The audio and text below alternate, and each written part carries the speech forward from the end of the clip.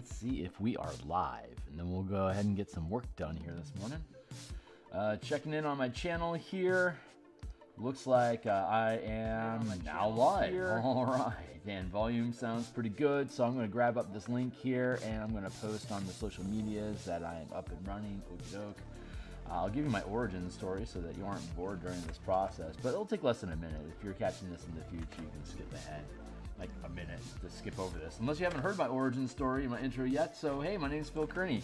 I create role-playing games, I illustrate them, I publish online, and I've been a DM since 1987. I've been using the Eberron campaign setting as my my homebrew world since 2006, and then I've been creating DMsGuild contents for 5th edition since 2017, and between those different variables, I haven't actually published an adventure before, so I'm in the process of doing that now. And if you are interested in catching more of the different things that I'm building in art in the future, I am on the X Twitter platform at Phil Kearney.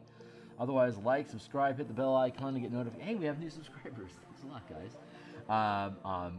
Like, subscribe, bell icon, notifications. The full playlist of all 286 episodes of creating this like 110-page adventure.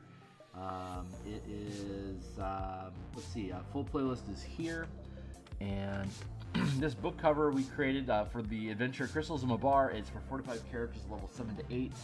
You're running around the Carnwood and Carnath in the continent of Corvair of Eberron, fighting undead and necromancers. Yeah, so right now, so it's Carnwood. That's a forest. So we're creating some forest. We're creating some different forest maps. There's 2 specific encounters that can occur in the forest, and then there's optional encounters that you can add on if you want. But we're making a forest clearing map for long rest, and you can't mix a party. We can just drop in a map here. And then the other encounter is called. It's an optional encounter called Up a Tree, which is the characters rescue NPCs from undead. They're up a tree, trying to stay awake and not fall out of the tree and get eaten by undead. So that's our starting spot. Those 2, and now when we're building these maps, we're creating tokens out of all of these trees. So these can be extracted, and so we'll have the environment, like the ground scrub and whatever is on the ground. That will be a separate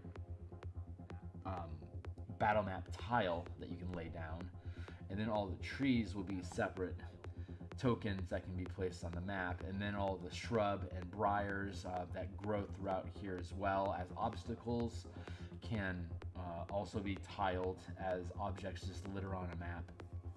And then the sleeping bag, the campfire, the tents, those are all tokens as well that can be placed. So you can just build with all these tools that we're building. You can build your own forest scenes and use those in this adventure or your own adventures in the future.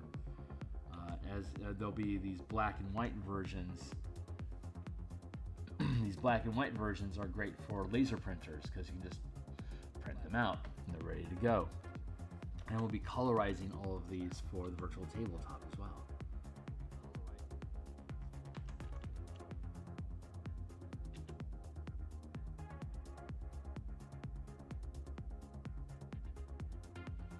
But my mind is thinking more and more about building things beyond DMsGuild into different role-playing games, or just creating system-neutral content. And I know that I feel compelled to do color art because this is probably the only opportunity I'll ever have to create art and content for these Wizards-owned IPs that I love so much. Magic the Gathering, Spelljammer, Planescape, Eberron in particular, and like Dark Sun as well. I love Dark Sun. It'll be a while probably before we see Dark Sun crop up again. If anything, it's just because Wizards doesn't want to split the base too much amongst various worlds. That was one of the big problems that TSR had, is that they pumped out so many cool worlds that everyone had their own favorite, but no one had the same favorite. So finding a table would be difficult to be able to use the content that you've purchased that you love.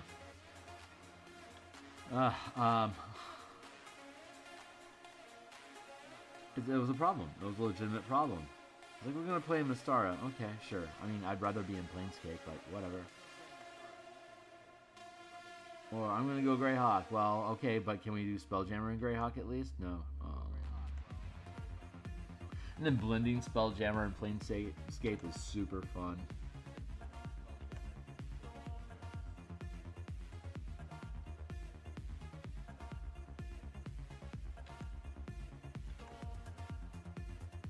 And with the Astral Sea being now the default transition plane for Spelljammer, it makes it even easier to incorporate Spelljammer into your Planescape campaigns. That's another good example of minimalism. It's probably the best example of minimalism well, I mean, Magic the Gathering is the best example of minimizing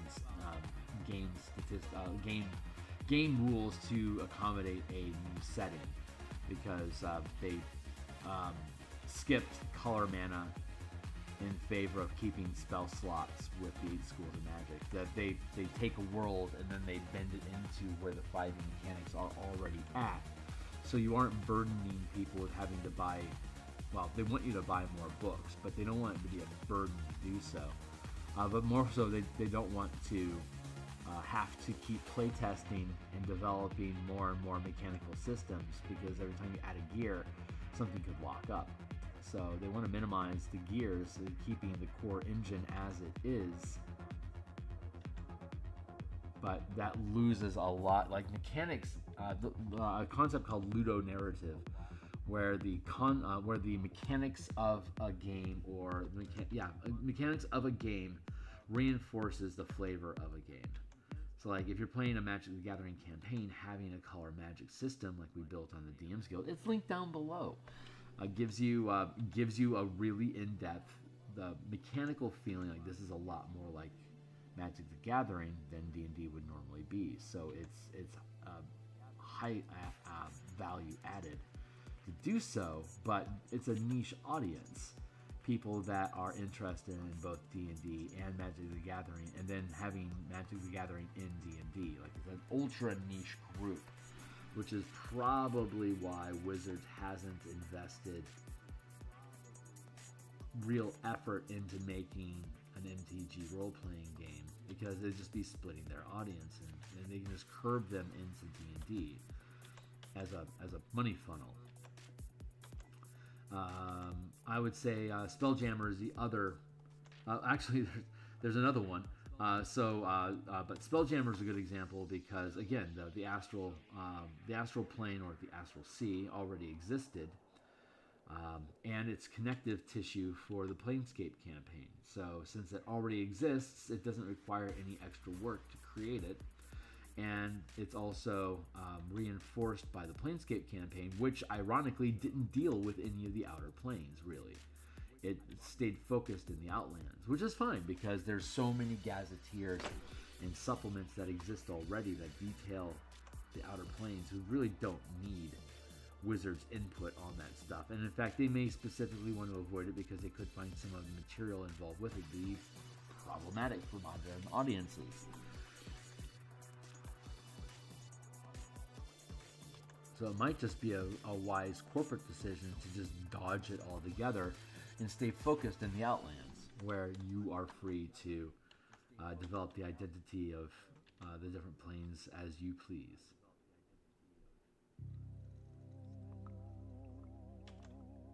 Which I'm fine with. Let's see, I want to thicken up this branch, because I'm going to push it further out here. And I need a thicker branch to do that. gonna go like this.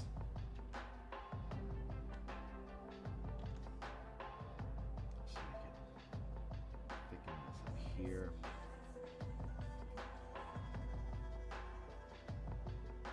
These little crooks make great places to stick branches.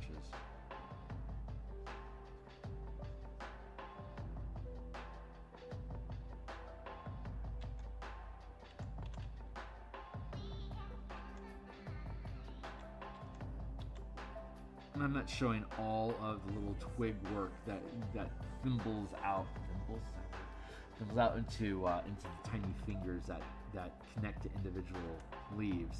I'm not getting into that level of detail. This is just giving us some structural stuff. So like, hey, yeah, that's a tree, and like, does that trunk cause cover? Yes, it does. Is that branch large enough to support my weight? Probably. Look how it fills the 5-foot space. So like, they can climb trees and hide behind them and stuff like that. They create, environmental interaction. Like, there could be a significant sized branch that sits here that goes up, right? Same here, another branch like this, but on another level. So I don't have to show every level, otherwise it'd just be a giant black disc, and no one wants that. That's not interesting.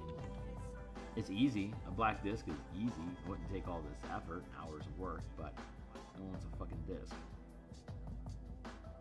Like, this Pepsi can is a tree. So yeah, it could be. Or you could just print out a cool tree token.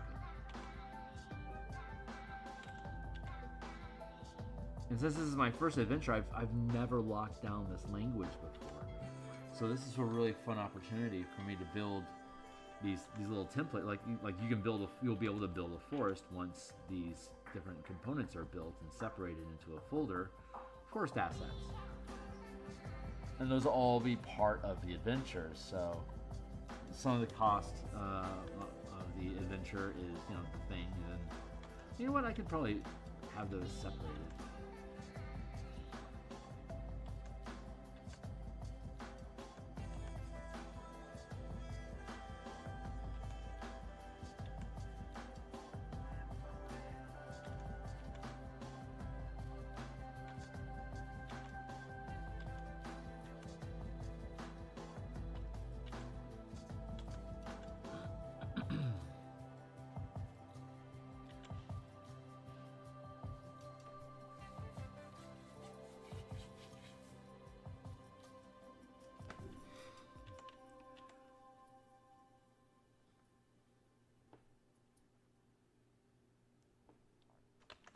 I like that.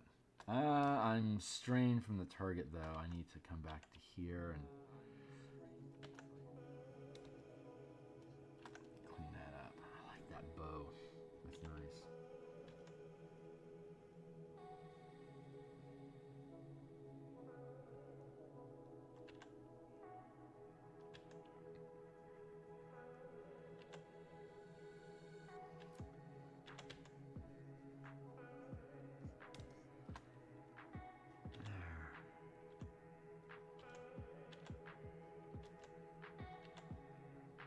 So all the alternate plot hooks are done. They're in Appendix 1. So you go through the adventure, and you have concluding the adventure, and then continuing the adventure, and then Appendix 1, alternate plot hooks. And that introduces different information, different plot hooks. It's like, how do you get into the adventure? That's what a plot hook is, what introduces you to the adventure. And there's the default scenario, where your characters are specifically deputized to deal with complaints from small villages along the Carnwood that there's unusual activity. Please help check it out, make sure everything's okay. But the sheriff is too busy with other affairs, so you are recruited and deputized to have authority to oversee the situation. Your 7th level characters, 6th or 7th, depending on how much content you want to use, your 6th or 7th level characters. And so obviously you're powerful, so you can deal with significant threats. And with the deputization, you get a badge, which allows you to have the authority to ask questions of anybody that you're encountering in the area. You are you're law enforcement at that point. You're performing an investigation, and when people start getting squirrely, you can lean into things. Hey, Rel. It's good to see you. Your characters will be a welcome presence once you identify yourselves as deputies. The village will be happy you're there. They want your help. They specifically ask for help, and they're happy to be getting any attention at all. So that works out well. The mercenaries that are in the adventure, they're realizing how bad of a deal it is that they made to work with these people. These Emerald Claw cultists are really bad news, and they are really concerned not only for their safety but for their reputation, being able to continue working in the future if things go sour here as a mercenary organization. These necromancers need to die, but they were recruited to help them with this operation without realizing everything that's going on. So we could say there's clauses in the contract that would allow them out of it honorably, but the problem is that you're dealing with cultist fanatics, and they might not take too kindly to people bailing on them and then have like deputies show up and arrest them. That sounds like a path to vengeance to me, and I think it does to them too. So they feel trapped in their current work circumstances, and they would very much like to get out of it. So your characters showing up as deputies actually provides the mercenaries the excuse that they need to get the hell out of there. Like, look, we didn't call these law enforcement dudes in, but we're not killing cops, so we're out. And they can then actually help your characters either overcome the necromancers, or at minimum provide information so that the team is prepared for what's inside the final dungeon. So a lot of fun variables there. Like it's a good default plot hook. It gives the characters agency throughout the adventure to be able to ask what they want to ask, go where they want to go, do what they want to do, and have a prefabricated righteous cause to do it. But the ultimate plot hooks go in different directions, and most of them are not as good. Probably the most like the Church of the Silver Flame has a plot hook where their diviners can sense the plane of a bar becoming present when it shouldn't, where it shouldn't, and so they send in scouts to go check it out. And then the scouts disappear, so they need to send in a rescue team and still get information about what's going on in the area. So the characters become that rescue team. So one of your primary objectives is to get the scouts out without having any kind of a trail or evidence of their presence, because Church of the Silver Flame is not welcome in the Carnwood. It is not welcome in Karnath at all.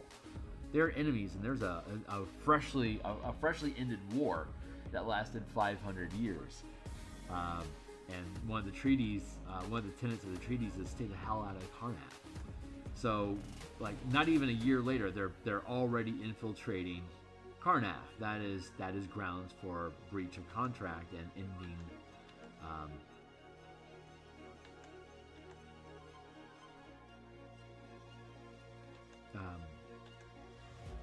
the what's the treaty. So that is one of your two, and then the other objective is find out what the hell's going on with this Mabar thing, and if possible, shut it down. So don't make yourself notice. Destroy something important. Get our men out. And so those are your goals. So as you encounter the scouts, you'll encounter the scouts. So then you're like, do we get them out of here and just clear them? Because if they were strong and if they were powerful enough scouts to be able to resolve this mission, the characters wouldn't have been hired. So they're underqualified and over their heads. So they need to get out, and they acknowledge and recognize this. But there's other scouts that are still deeper in the adventure when the first scouts are encountered.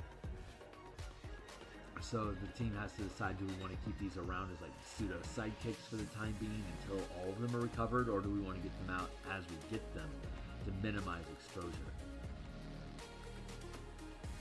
Like maybe a single scout that's discovered could have plausible deniability of acting independently, but if there's a whole squad of scouts that are running around inside Karnath, that's military stuff. That is inexcusable. You are in reach.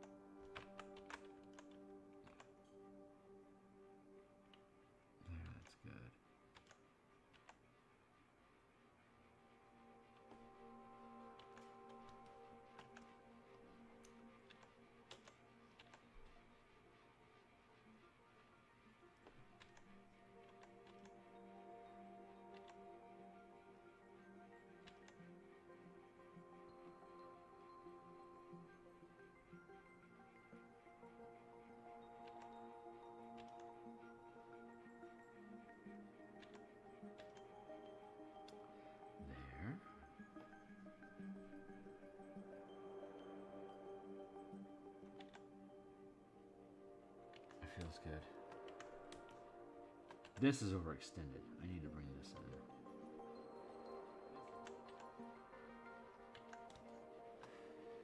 Yeah. Hey, we're almost done with this one. And we get to do like 7 more. Don't let my enthusiasm fool you. This is grueling work.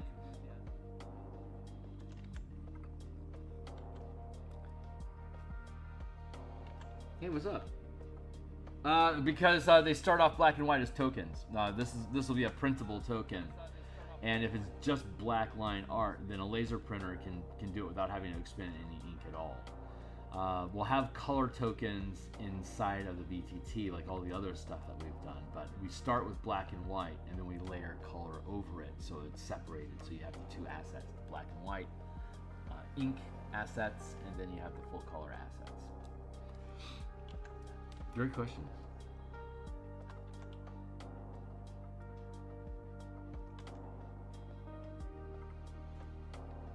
Hey, Renetico, it's good to see you, my guy. How you been? Hornetico, if you do choose to join us for the playtesting that'll start next week, Rel here in channel with us is also going to be participating. So, what up, team? I have 4 so far. I want to get a 5th, potentially a 6th, just to help buffer the numbers, so we always have at least 3 people. I'll run a game as long as there's at least 3 people. Anything less, it becomes sketchy as far as like how useful the information is going to be. It's fun. It's fun just slinging dice around, but like normally at my own home tables when I'm running a game, I want to have at least 3 people there as well, because it 2 people can stagnate. There's not enough information like willpower being invested into decision making. I think to really get good gaming going on, regardless of what somebody may say about solo gaming with like a single DM and a single player. I've done that on multiple occasions in the past, and I find it to be, unless you're using a role-playing game that's incredibly fluid and loose, single player requires like just that much of focused attention on one person that has nothing that would slow their pacing down throughout the course of a session. It is more exhausting to run a solo game, like a single player or 2 players than it is to run 3, because that once you get to 3, there's enough what am I trying to say? The diversity in opinions that is created with 3 people offloads a lot of creation stress from the DM into the team as they go through logic, because they have to discuss with each other, like, why do we want to do what we want to do? What's our proofs of evidence, and what is our opinions about this stuff? And DMs love hearing this stuff because that allows them to affirm they're on the right path of what they think the team is going to want to do. and it becomes empty. It becomes breathing room for the DMs. It's like white space in a picture.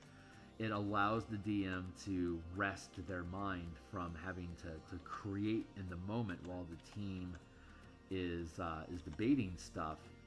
And that buffering effect, like when you're buffering a video, that's character and discourse and discussion is buffer time for a DM to get themselves emotionally and statistically prepared for whatever comes next.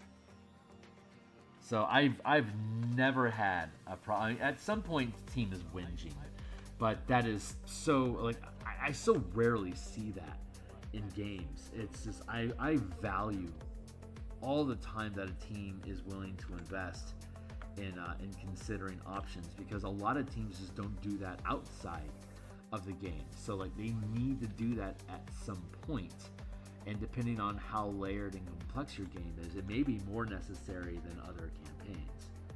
So that time spent at the table actually contemplating the world that they're in is actual gold for a DM, and I encourage it, heavily encourage it. A lot of my play style in my home table, where like 85% of it is improv, I really rely on having that buffer time so that I can restack my improvisation resources and blow my retconning as I need to. We're almost done with this tree. I'm happy about that. Hey, you source some dice. Right on.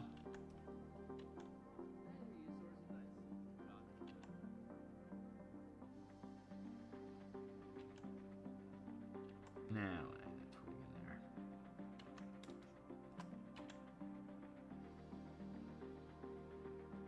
Do want to add that up here.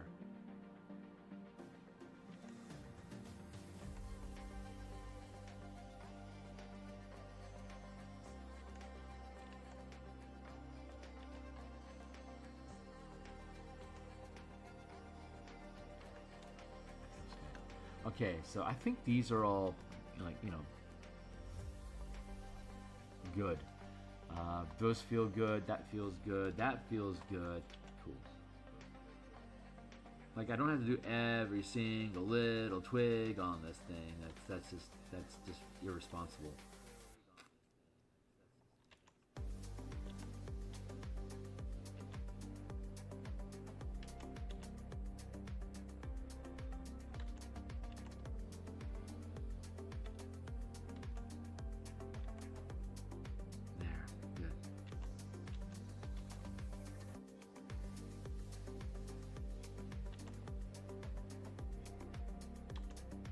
I'm also almost to the point where the Vocat's fleet battle will be ready for playtesting. This Thursday night, when I'm back on doing Spelljammer stuff, will be focused on all the art assets are done at this point. So we'll be focusing on the technical bits of actually building the fleet, building the squadrons and the fleets, and looking at the preliminary numbers of just statistically how likely is the team to be able to survive the battle, and how many ships would be expected to be lost, just using just generic everyone line up and fire at each other until somebody's dead. Then we'll be able to start calibrating.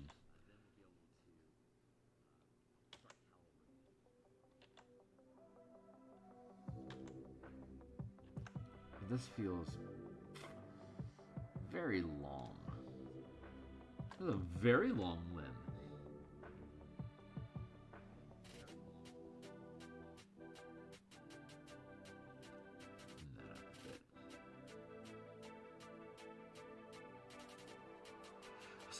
So we learned a valuable lesson with this tree, and that is to start with your skeleton being this like 3 pixels. So that we can minimize the amount of tapering necessary, and so that we can just add. We can start from the exterior, and then we can start adding in. So then we get to the core, the trunk. It'll be as thick as it needs to be to support all the weight from the outer lying fingers. that'll be a much easier and I think faster way for us to be able to produce trees. So, but I didn't really realize that was a thing to do until I was about halfway through this one. So, fuck it. It is where it is. Let's just go ahead and finish this off so we can see the slow process. And this is how I've done trees forever, just in general. So this outward in, inward out, outward in, starting at the tips and working my way into the trunk. That's a new method that I will be starting here with you guys in about 10 minutes.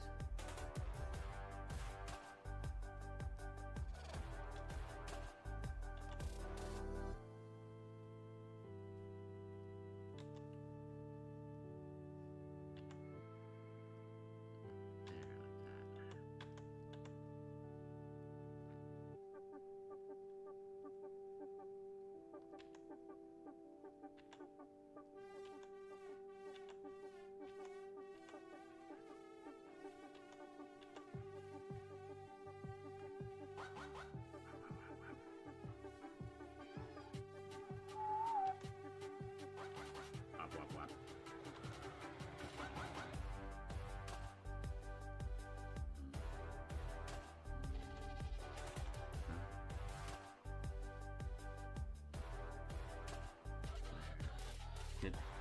And then these branches here, I think this is the last bit that I need, right?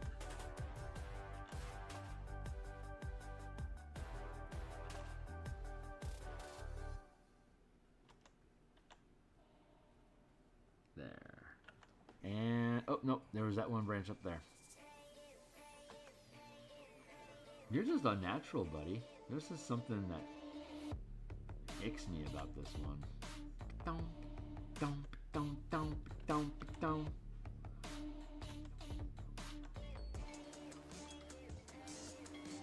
Hey, 20-minute marker. Where are we at? 7:12. I've still got a solid 40 minutes to go. Fantastic. Hey, what's up?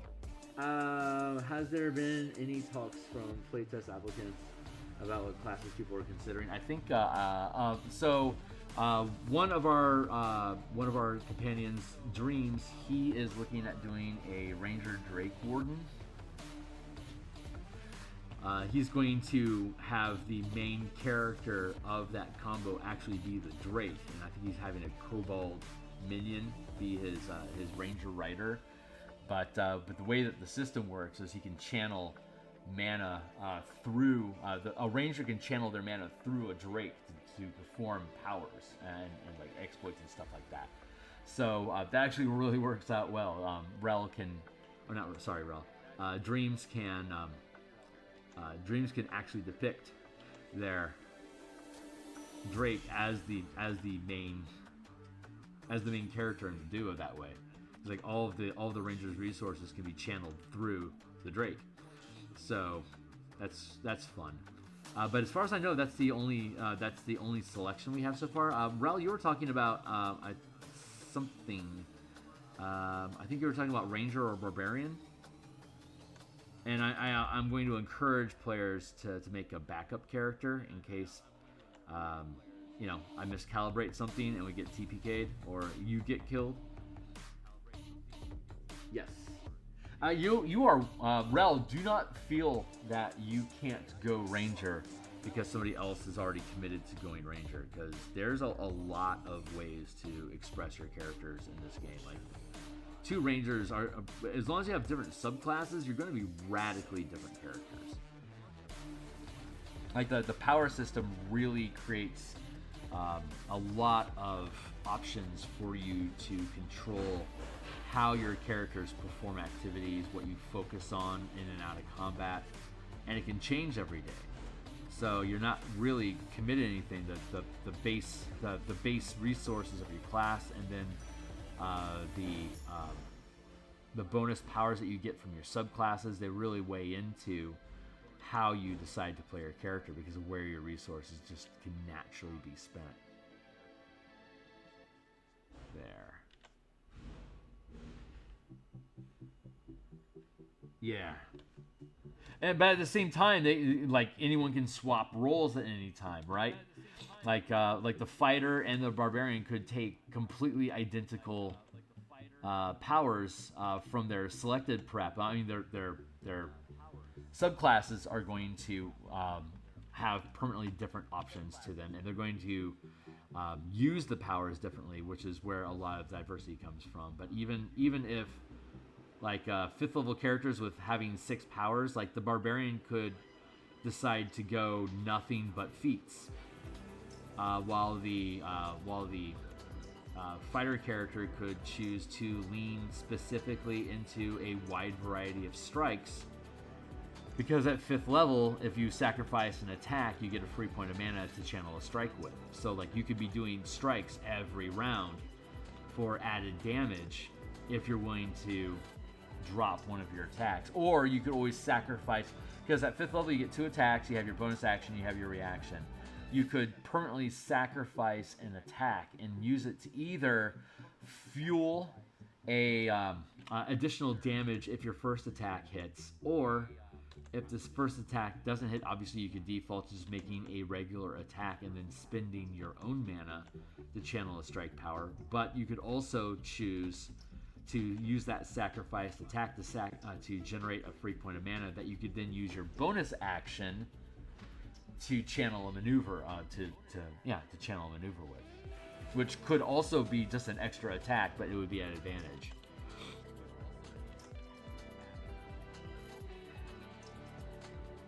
Or any number of other things. Give other characters action economy as part of their reaction to scooch around, or whatever, blah blah blah blah blah blah blah. And then the sustain powers are just basically, I just add this class feature to my character permanently. Here you go. As long as I invest in mana, it doesn't get dispelled or I don't die. It lasts all day. So it's like really efficient use of your power. It's like really low characters, all they need are feats and sustained powers, and they're basically just completely transforming what their character can be. And then as we stack up on levels, the fighter in particular getting more and more action economy from added attacks creates just the like an 11th level fighter can spam an attack and then a second rank maneuver infinitely. So gosh, it's a lot of fun. And there's with the variant rules that we're providing, like with juggling forced movement, and then like forced movement triggering opportunity attacks, and then the option of using the marks from the Dungeon Master's Guide to have multiple opportunity attacks available against creatures that you've previously hit during the round. That adds complexity, but I think with the added things that characters can do, we're going to, in general, reduce the amount of rounds of combat, but characters doing more during those rounds. And with people being able to potentially trigger multiple reactions, the action economy of the team can kind of blend into each other a little bit more. So, as a general format, I like a looser, faster action economy in my games, the way that I like to narrate them. But 5th edition, if you're leaning specifically into a gritty tactical game system, then 5e and Pathfinder are good stuff. And if you have a good encounter with characters that can do cool stuff, the tactical stuff is legitimately fun. It's the problem is when combat turns into a slog. When you've ran out of innovating things to do, and like the breadth of the encounters kind of been played out, like at that point it just becomes a grind. And combat is fun as long as you avoid it becoming a grind. So short combats with various different types of creatures doing different things, causing different conditions and stuff. Like creatures, like take an average creature, but then give it a different set of powers, and you can't predict what a creature is going to be able to do until your team spends time interacting with it and know what they're capable of doing. And then the DM can just keep a catalog of this critter can do like alligators, for instance. If an alligator gets a bite on you, it automatically grapples you and then drags you underwater. So you have to break out of that. It's automatically going to happen. Like, that sucks. That's like a legitimate threat.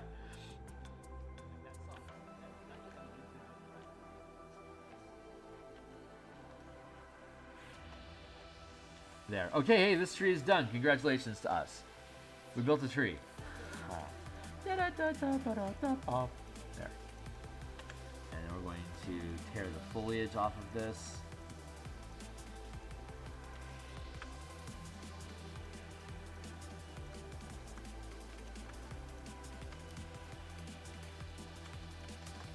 Tree 1.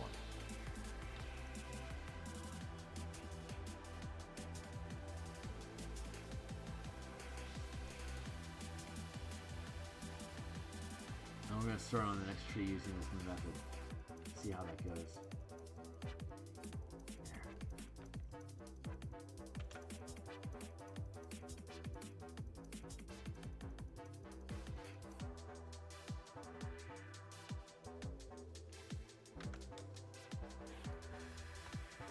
Nice. All right, so next tree. So now this is a this tree is a separate token. And that's ready to go as a black and white asset. But then we'll, after we finish this route, we'll come back in and we'll color everything. We'll color the trunk, the ground underneath it. We'll have the shrubbery, and then we'll have a cap on it. So this outline here will be colorized, and it can be lifted off. So you keep the border to let you know like where your cover is at from being seen from the sky.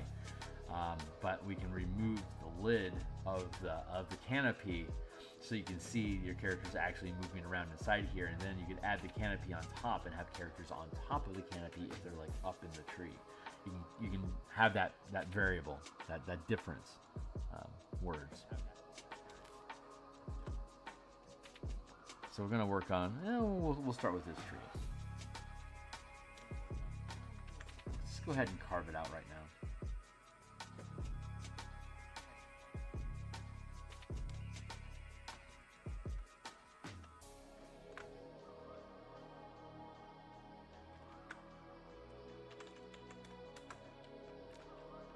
Tree 2. I'm on caps lock. Canopy. I think there's text happening over here. Give me a hot second. Canopy and trunk.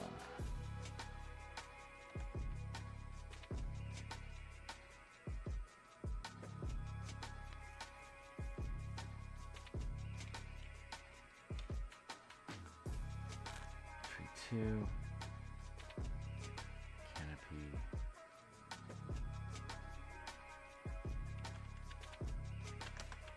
Off. There. Okay, so I've been reading through the Emotional Powers Alpha document, and I am stuck between making a rogue for the first time or a paladin because I'm used to those. 80% of all my characters are paladin. Right on. I'm glad. I'm glad this is compelling you to consider a rogue. That's awesome. I like the rogue, man. The rogue is effective. I will tell you this right now. If you take what is it?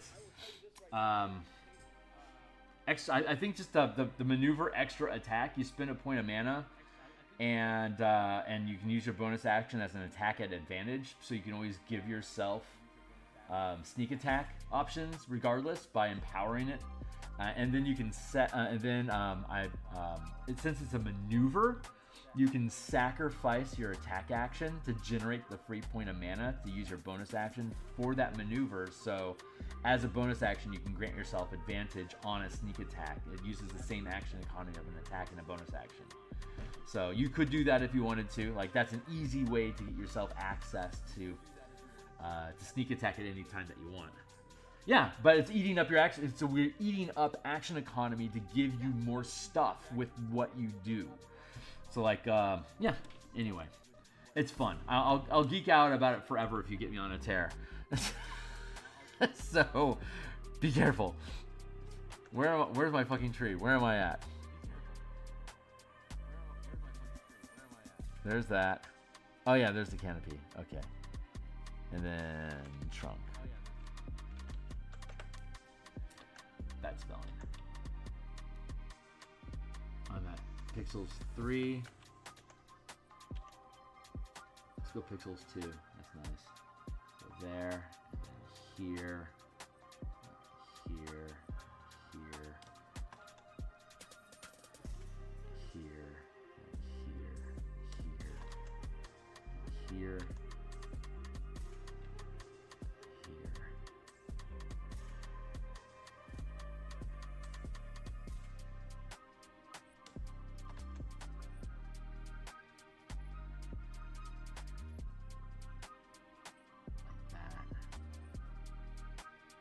I've never made trees this way, so this is different for me.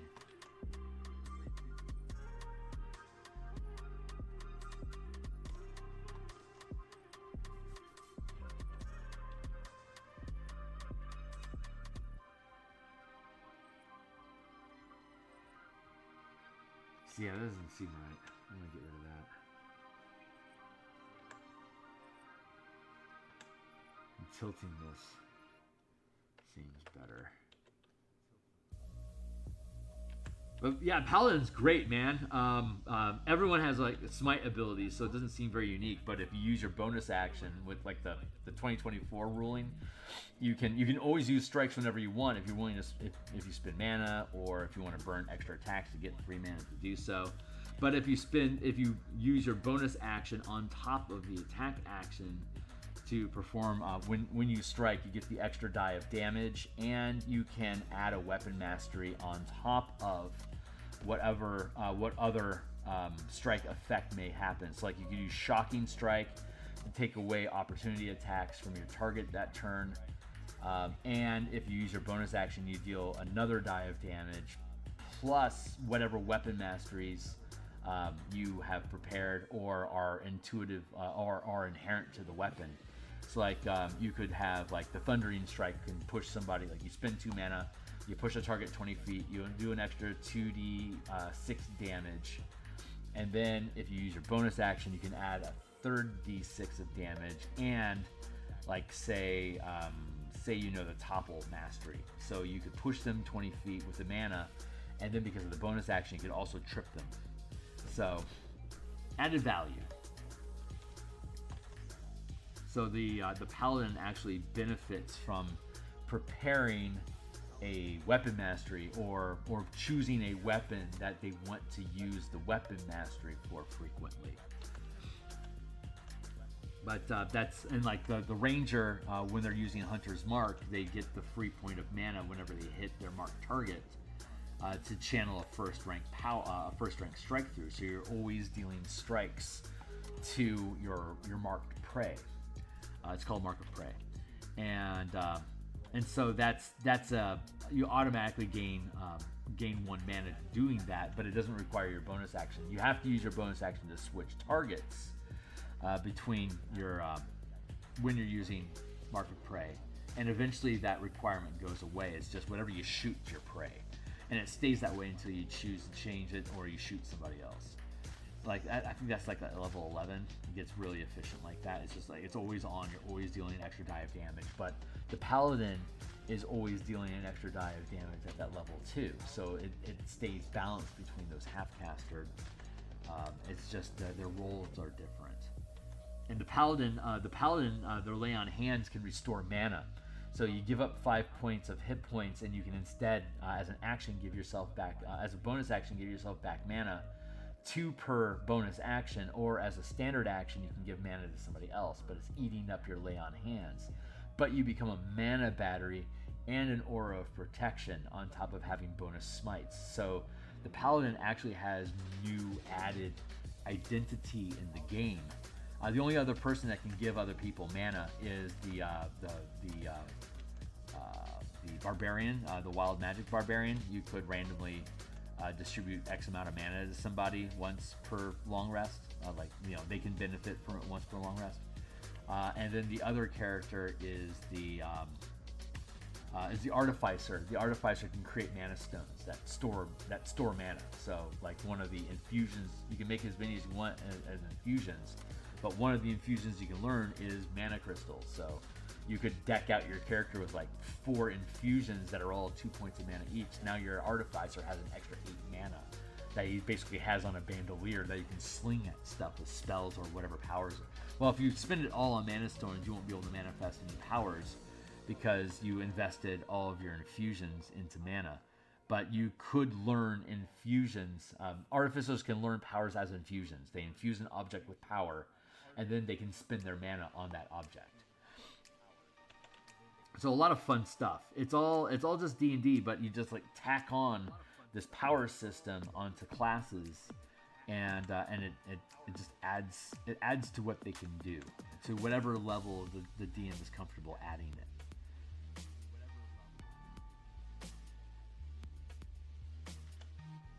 But I digress. and then during the playtest, I, as a DM, get to test monster building, as well as like just the hex crawl generator itself, creating interesting adventures for folks to fuck around inside of. So, like usual, when I do a playtest for player options, there's something as a DM that I get to play test as well. Like in the Spelljammer stuff, I had to figure out if those mechanics worked at all in the first place. But once we did, then it was like, what can we do to descent into Avernus using these mechanics and change how the game is ran? And that was super fucking fun.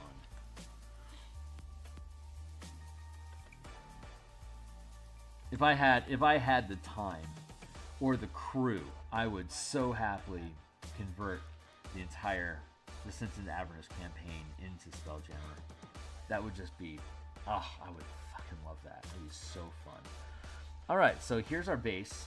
This is the line. This is the lines that we've come up with, right? So now we're going to find the common point to make a trunk with. So we're going to start webbing these things together like this to see where the shapes will naturally manifest themselves. There. That's the trunk that we're just naturally manifesting. Hey, what's up? I've been writing a bestiary for... Hey, no shit, really? That's awesome. I need at least 60 entries, and I've already got 15, so hopefully I'll be able to iron out the layout. That's awesome, man. Congratulations. I love it. That's awesome. Basically a book of heroes, anti-heroes, and villains with all the stats and advice on how to... Yeah, that's... Advice on how to run the game is gold. Like, I love that stuff. I love writing it. I love reading it. Like, here's some cool wombo combos you can do with this creature. You know? I love that shit. Have you been watching X-Men 97 on Disney? The new ones? They do some really fucking cool stuff with their powers. Like that cartoon feels more like X-Men comic books than anything else I've experienced, because it's really cool. Like they just use their powers for utility stuff. Like my two favorite standouts so far is and it was the first episode. I think it was the first episode on this one, so it's not like I'm really spoiling anything. But the two things that have stood out to me the most so far was when Cyclops jumped out of an airplane at 30,000 feet without a parachute, and he used his I-beams to slow his descent when he got close enough to the Earth, and he ended just landing on point. Fucking cool. And he was like in a crater. He like landed in a crater, just like superhero style. Just like turned off his beam, and he was fine and stood up. Like, let's go. And and then the other thing that I thought was super cool was Storm. They were fighting a villain in the desert, and Storm used lightning to make the entire region glass, and then she used a tornado to break up the glass and fling him at the enemy. It's like super fucking cool stuff like that. Yeah. Because it actually isn't heat vision. It's kinetic energy. Yeah, it makes so much sense.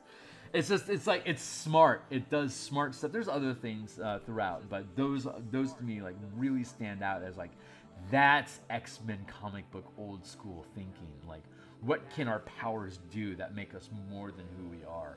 It's just like, my identity isn't just shooting shit. Like, this thing has like real utility. It's like, that's awesome. Love, love, love, love that stuff. Like that, just that narrative feel is so cool. It's so gonzo. Like I'm a big fan in the philosophy of the DM should be the biggest fans and cheerleaders for the characters. Like the DM is creating these scenarios so your characters can do cool shit. Like think of something cool that your character can do, and let's see if we can justify that being a thing. You know, I love that. So now that we have these branches out here, well, these twigs, we're going to thin the twigs down and see if they, and then we'll thicken the line as we move further away from their endpoints. And maybe this will go a little bit faster. It'll be a little bit more fun and less tedious.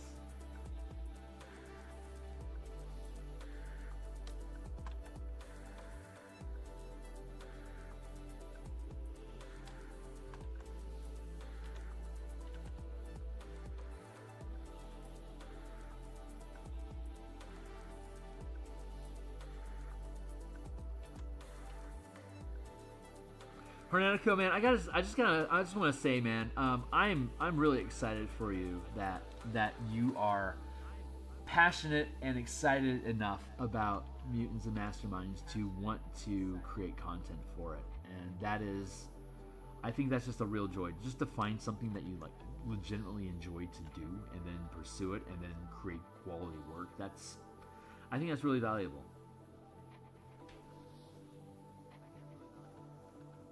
It's just having the passion to actually execute on creating something is such just a human experience, you know. Not to talk like an alien or anything for the moment, but oh, there's text over here. Hold on, let me catch up. Sup?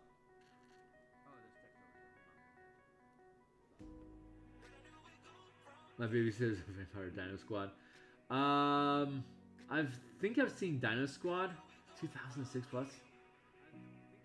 I remember Dino Squad, but wasn't really watching by the time.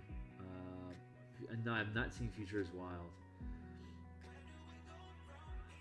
I'm planning on starting up in. Oh, no shit, nice, man. I really need to do that for myself as well. Once I start doing third-party content, I'm going to start setting up an LLC and stuff.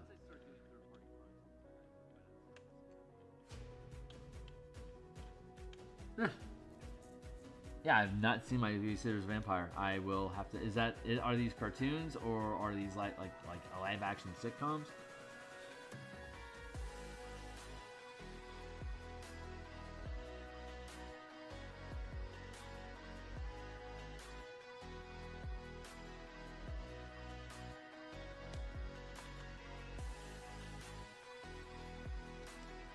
Limited liability company. It's an incorporation. It separates the owner from the assets and liability of the company. It's like if Phil Kearney Creations gets in a wreck with somebody, you don't sue Phil, you sue Phil Kearney Creations because it was an accident done during work, so it becomes a work liability. Or like if I go bankrupt, you aren't going to take my house, you're going to take my business and all the assets in my business. And a good LLC shields you from having personal loss, but you give yourself a salary, right? LLC like a sole proprietorship, you can more. Because it's you acting as the resource, you can blend your own pocketbook, your own money with the resources of the company. But an LLC, you don't use your money, like you don't take money from the company to use for yourself. It becomes basically you salary yourself, or you reinvest the money into creating new assets. But you don't just withdraw the cash and just use it. It has a designation inside as a resource or as an asset of the company. So it has to be documented, like being extracted for your own use or whatever. Even if like you assign your salary as like 100%, all revenue goes to my pocket. That's still a tenant you're establishing as part of the LLC. So it becomes a rule that then has legal ramifications if something were to occur. Like once you start gaining employees and stuff like that, that's where that stuff becomes valuable. But it's protecting yourself, like copyright protection. You can't get sued. The business can get sued for the copyright, which is becoming more and more important as more and more games get created and more ideas and IPs are put out there into the environment. Yeah, it's smart. I mean, just being like a freelance artist and making some game stuff that I sling up as a third-party publisher, it's never been important for me to do anything like that for myself. But once I start getting into publishing games outside of the DMs Guild, I'll actually need to do that.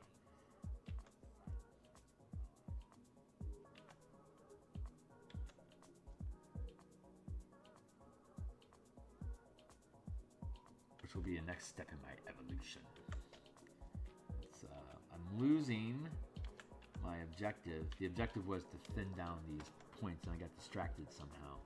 I'm supposed to be tapering these tips. I think I ran away from the task because it's intrinsically boring, but it is necessary. Oh, I got a lot of work done. I'm happy. Oh, that's how I ended up over there, because I just kind of strayed. Did I actually finish? Oh, wait, here's one. I don't remember finishing this task. We should be doing something else now. Nope, didn't happen.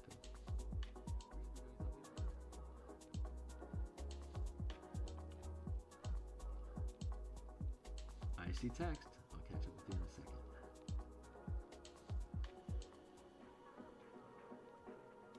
Sorry?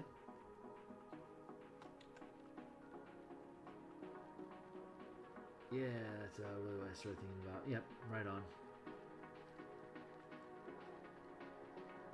Very few of them make bestiary. Oh, really? That's really cool. Yeah, no kidding. You always need a villain of the week, right?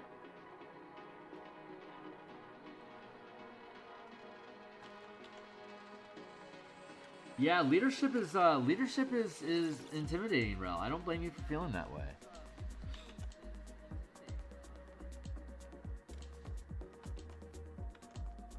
You really have to have intent, purpose, and need to actually like have somebody's rent or mortgage be dependent on your decisions.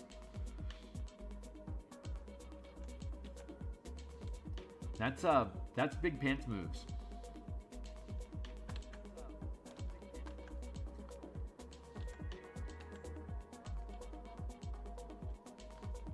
Meow.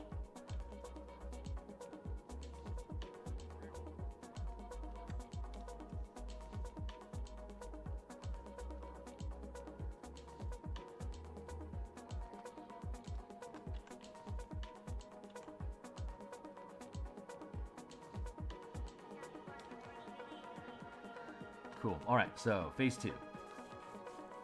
We have our tips tapered, and we have them evenly distributed, so it looks like a decent looking tree.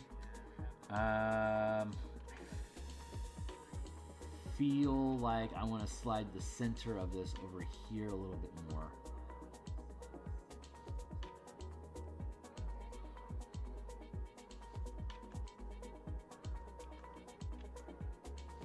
So I can carry more of the weight.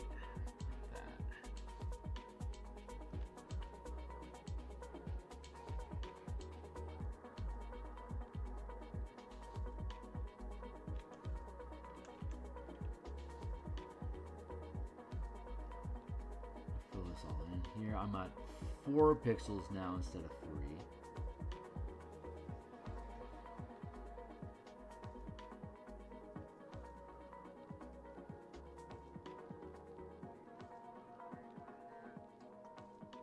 I'm supposed to be working out in, so let's go with 3 pixels here. Is that? I bet.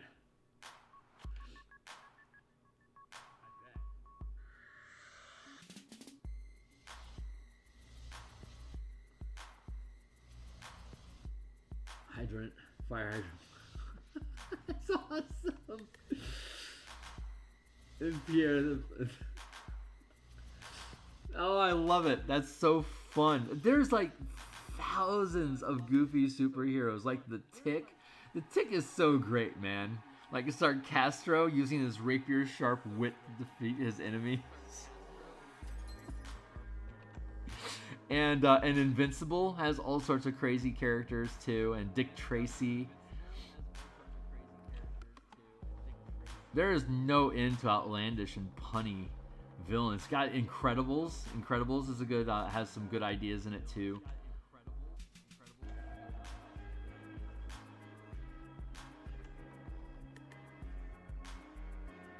So fun.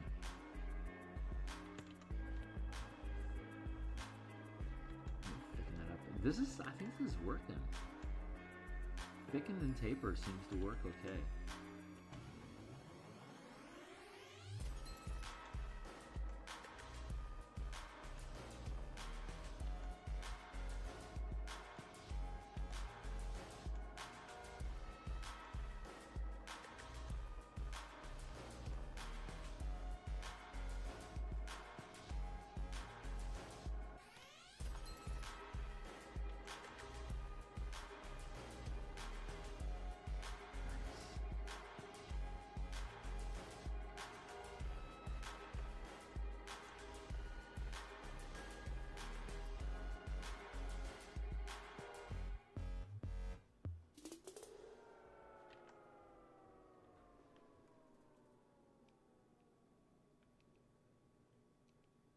Bon voyage. So great. The Underminer. I am underneath you, but nothing is beneath me.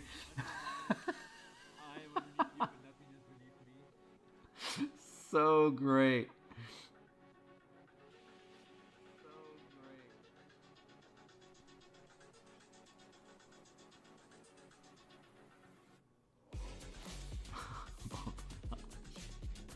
It's so great. The French Bombardier. So fun. What a great cartoon.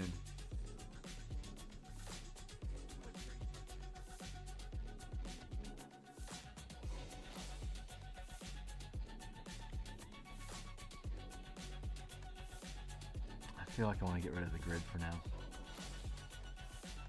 Gets in the way of the artistic freedom. How are you on time? What's going on? 4-4. Oh shit. Okay, I got about 5 minutes left. This is good. We're doing good. Look at that. This is good. This is really working out.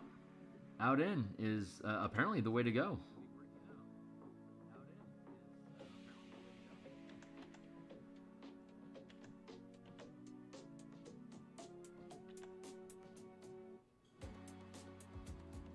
There's text happening. I can see it. What's up?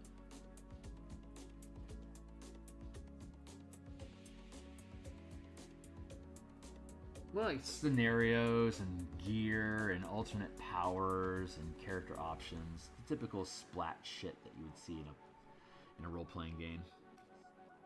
I don't say that, pejoratively.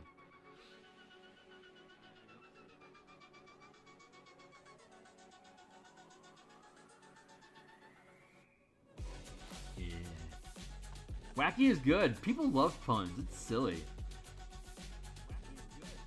And building a game world that tolerates and assumes that that's like the common stance, like there's a lot of genre awareness that goes into really punny villain names like that. It's like your campaign kind of has to embrace the campiness of it for it to remain immersive.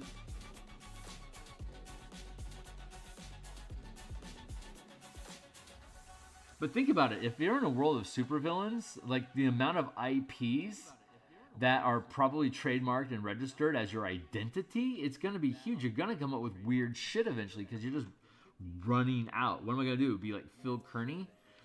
Like, no, I need a secret identity. I'll be Blastro or whatever. So it makes sense that you would eventually get into like this weird meta of like what are new names that are coming out. Like you can have like these I don't know. I'm struggling to think of something, but like an ironic name. Mr. Twister. This is so awesome. Oh my god, I love it. So funny. I can hear myself apparently, but I only have a few minutes left, so I'm just gonna let it go. No reason to change my volume right now. Future reference. Like this, and then take that down, and I'll be fine.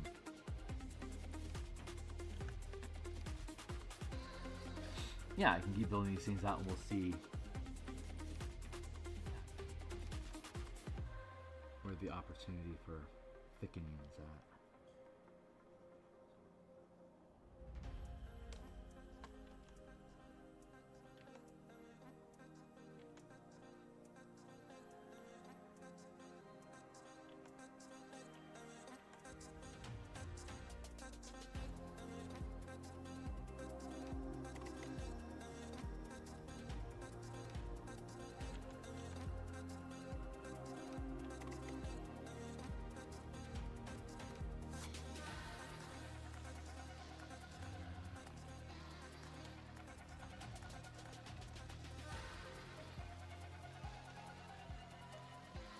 Text, I see it.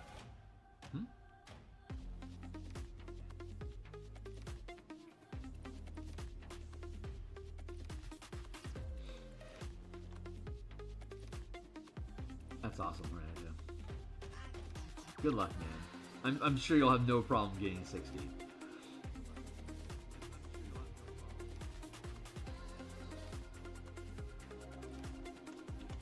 Knock on wood so you aren't cursed.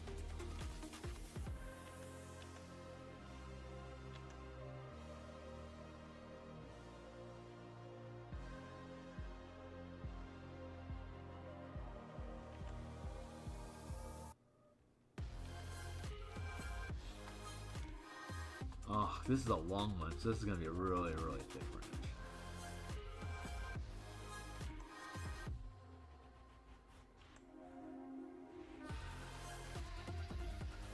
I'm upping the pixel with every fork that it reaches. It gets thicker and thicker. Hey, there's my timer. That's a reasonable looking branch right now. If it was just that one line, but we're going to tack on these, so it's going to end up bulking up probably like that. But that's it for now. So we're going to go ahead and put this on hold. We're going to come back tomorrow, and we're going to do more of this stuff. I do not think I'm going to be streaming at lunch today. My Wednesdays have been crazy at the office lately, so I'm going to have to just concede that point. But we'll be back tomorrow morning to build more trees. We're going to be back. Oh yeah, in the in the afternoon at 5 o'clock Seattle time or 8 o'clock East Coast America. Tomorrow is going to be Super Atomic. It's Mr. Welsh is DMing a game on Wally DM and How to RPG. Fred Willard. They've been running Beck Me. But now they're switching gears, and I think it's AJ Pickett. I think it's AJ Pickett, not Mr. Welsh. That's going to be running Super Atomic, which is a super system-like superheroes game. So we're going to generate and then generate superheroes and then play an adventure. And I think, we've been doing this every other week now. I just started getting on board like last month.